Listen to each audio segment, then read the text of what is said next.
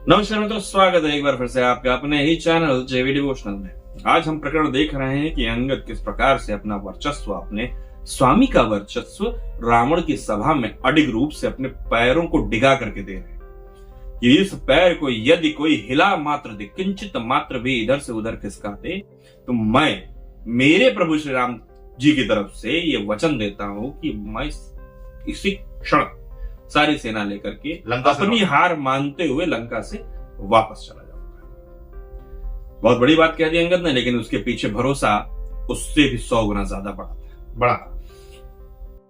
अंगद ने जिस तरीके से पैर डिगाए हैं, मेघनाथ समेत सारी सभा आके पैर दबा के चली गई। रावण के एक्सप्रेशन देखने में मजा आ रहा है, क्योंकि जब वो पहली बार कोई जा रहा है तो बड़े खुश हो रहे हैं।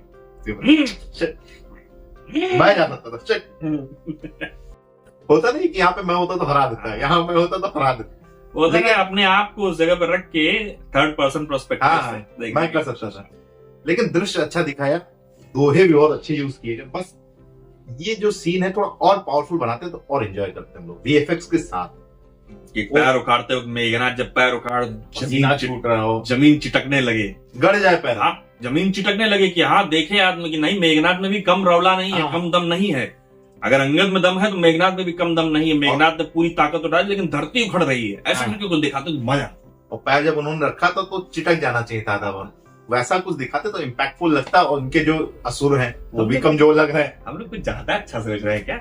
वीएफएक्स कह दें तो बहुत नॉर्मल का चक्कर बाबू, बहुत नॉर्मल यूज किया गया, लेकिन ठीक है जैसा भी। पैसे का चक्कर बाबू भाई। फिलहाल शुरू करते हैं एपिसोड नंबर 221 पार्ट 2। 10 शीश और 20 भुजा हुआ है लंकापति, क्या तुम्हारी मत मारी गई है? जो इन काल योद्धाओं के बल पर तुम प्रभु श्री राम से युद्ध करना चाहते हो? वानर, तू जो कह रहा है वो तेरा काल तुझसे बुलवा रहा है। तुम मुझे नहीं जानते हो, मेरे चलने से धरती कांपती है, मेघ गर्जन करते हैं और इंद्र का सिंहासन डोलने लगता है।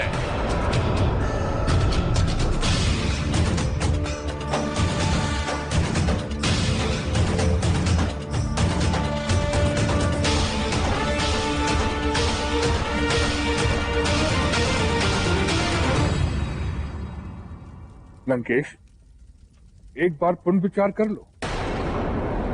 यदि अपनी भरी सभा में मेरा पैर नहीं उठा पाए तो अपने योद्धाओं के सामने क्या मुख दिखाओगे? मेरा पैर नहीं उठा पाए तो प्रभु श्री राम से युद्ध कैसे जीतोगे, जिनके पास मेरे जैसे सहस्त्र योद्धा हैं?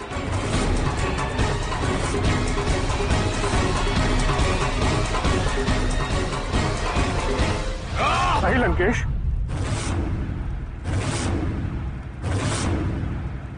मेरे पैर छूने की आवश्यकता नहीं है। यदि तुम अपना और अपने समस्त असुर कुल का कल्याण चाहते हो तो प्रभु श्री राम के चरणों में गिरकर क्षमा की भिक्षा मांगो। वे निश्चय ही तुम्हारे सारे पाप और अपराधों को क्षमा कर देंगे और तुम्हें जीवन दान दे देंगे। वानर, तुम अपनी बातों से मुझे डराना चाहते हो? जाकर उस सन्यासी राम से कहो कि लंकेश कोई संवाद नहीं अपितु युद्ध चाहता है, युद्ध। और यह युद्ध ही निर्णय करेगा कि कौन वीर है और कौन कायर। आज लंकेश भरी सभा में राम से युद्ध की घोषणा करता है।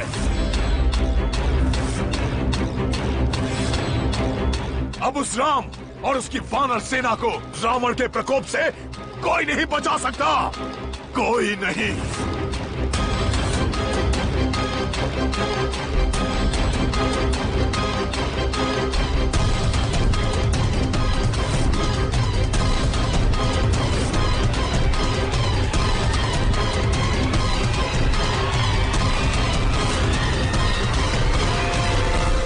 माता, क्या हम इस युद्ध की विभीषिका को रोक नहीं सकते?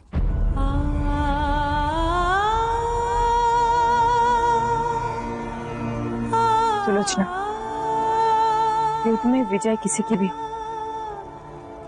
किंतु पराजय सदा स्त्रियों की ही होती, और हमारी विवशता तो देखो, तो स्त्रियां जाके भी कुछ नहीं कर सकती,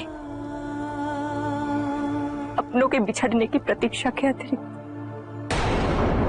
किंतु इस पाप, अधर्म और अत्याचार के विनाश में जिनकी बलि दे दी जाती है, उनका क्या दोष?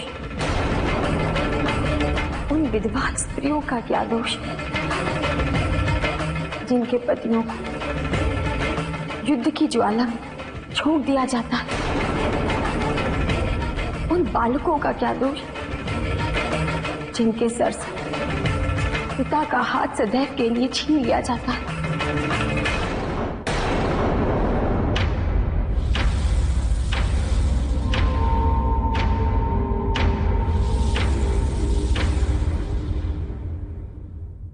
युद्ध से अधिक महत्व शांति का होता है, किंतु उस अधर्मी, अहंकारी और अत्याचारी रावण ने हमारे शांति प्रस्ताव को अस्वीकार कर दिया है,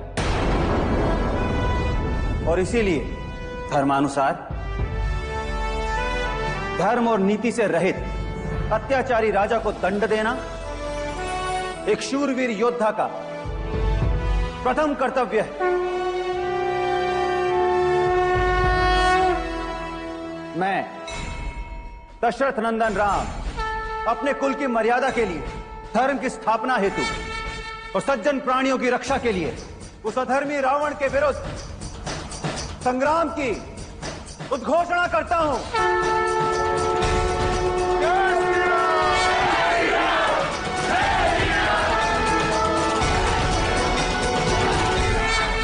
इस वानर सेना के बल पर सन्यासी राम लंकापति रावण को जीतना चाहता है।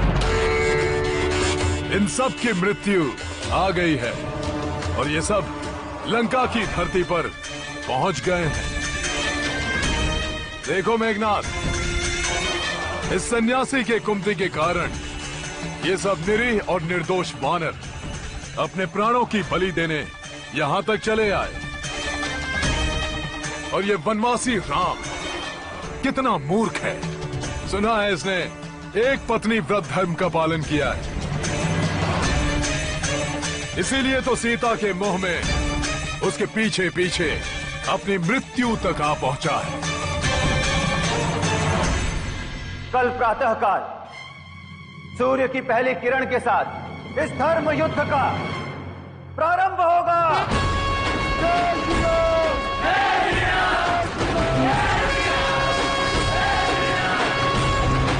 मेघनाथ, कल सूर्योदय से पूर्व उसके सभी वानरों के मृत्यु की सूचना मिल जानी चाहिए। अपने सुबध योद्धाओं के साथ जाओ और जहां कहीं भी रीछ वानर भालू पाओ वहीं उनका वध कर दो। जो आज्ञा पिताश्री। कल के सूर्योदय से पूर्व ही इस युद्ध को समाप्त कर दूंगा।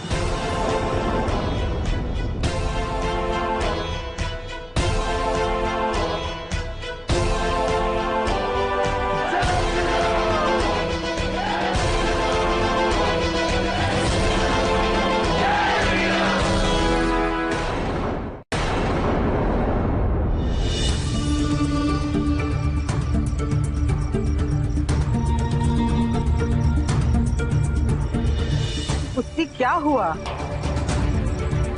तुम इतनी व्याकुल क्यों दिखाई दे रही?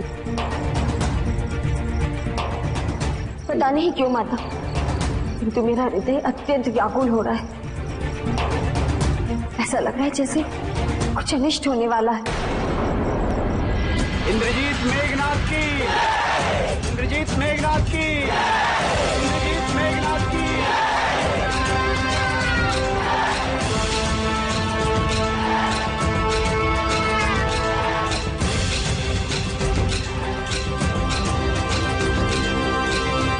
युद्ध में धर्म अधर्म, नीति अनीति, उचित अनुचित कुछ नहीं होता। होती है तो मात्र विजय और शत्रु की पराजय। शत्रु चाहे जिस भी स्थिति में क्यों ना हो, निहत्था हो या अस्त्र शस्त्र से सुसज्जित हो,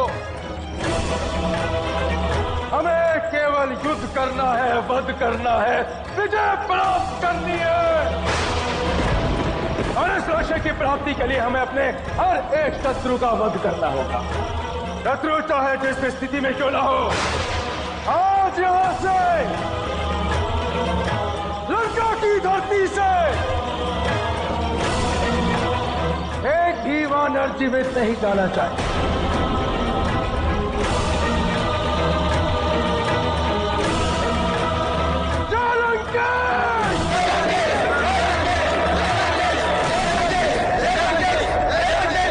आक्रमण के लिए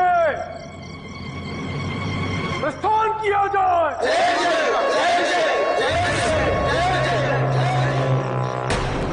इस युद्ध का परिणाम सोचकर मेरा मन व्याकुल हो रहा है। मुझे मेरे रघुनंदन और वानर सेना की बहुत चिंता हो रही है। माता, मेरे रघुनंदन की कोई सूचना दीजिए माता। तुम चिंता मत करो पुत्री, मैं भी पता करती हूँ।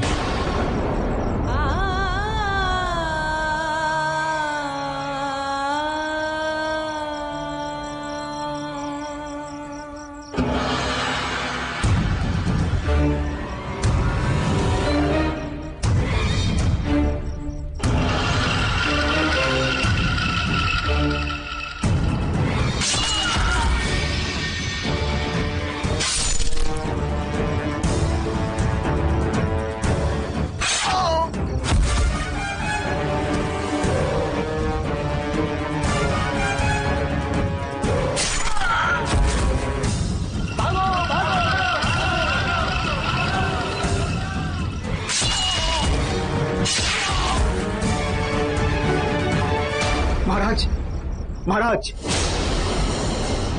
असुरी सेनाओं ने छल से रात्रि में ही हम पर आक्रमण कर दिया है।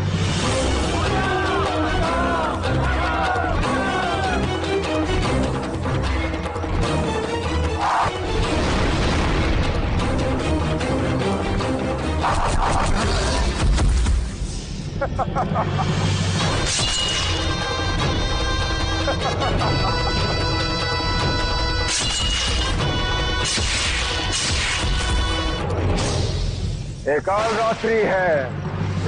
आज इस काल रात्रि में हर एक वानर का वध होगा, हर एक वानर का।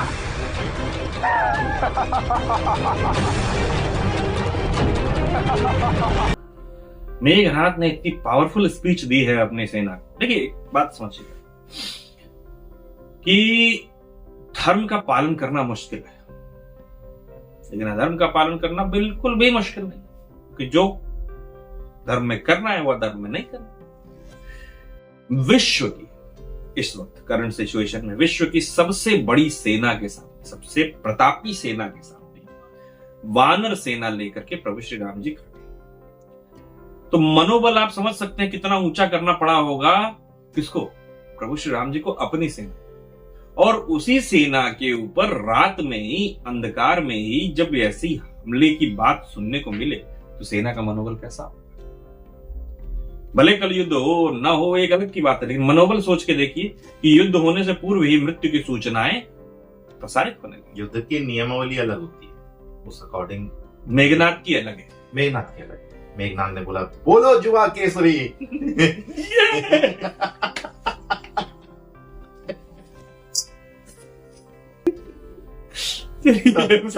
सबसे टॉप पे खड़े भी हैं। ठीक है, तो देखते हैं वो शक्तिमान वाला सिनेरियो कब आता है। ये रात्रि वाला सीन तो सही में अलग दिखाया। अभी जिस प्रकार से माता सीता चिंतित हो रही थी, तो मुझे तो ऐसा लग रहा है कि डायरेक्टर साहब वो पहले ही सीन ना दिखा दें सबसे पहला ही। हाँ, क्योंकि बहुत जल्दी में लाओ ये एक साथ खत्म कर देते हैं। पता नहीं कुंभकर्ण को जगाएंगे भी कि नहीं। पिछले वाले में तो जो उनकी बनी थी क्या नाम है, रामानंद सागर वाली जी। अच्छा, तो उसमें तो आधा पहर बीत जाता है जगाते जगाते, डुगडुगी बजा रहे हैं, ये ला रहे हैं, गंध पिला रहे हैं, वो कर रहे हैं। 5-10 मिनट का सीन दिया था भाई मेघनाथ को जगाने के लिए। पता नहीं डायरेक्टर साहब की तरफ सब तो सोचेंगे सुलाते हुए निपटवा दे मेघनाथ। इसके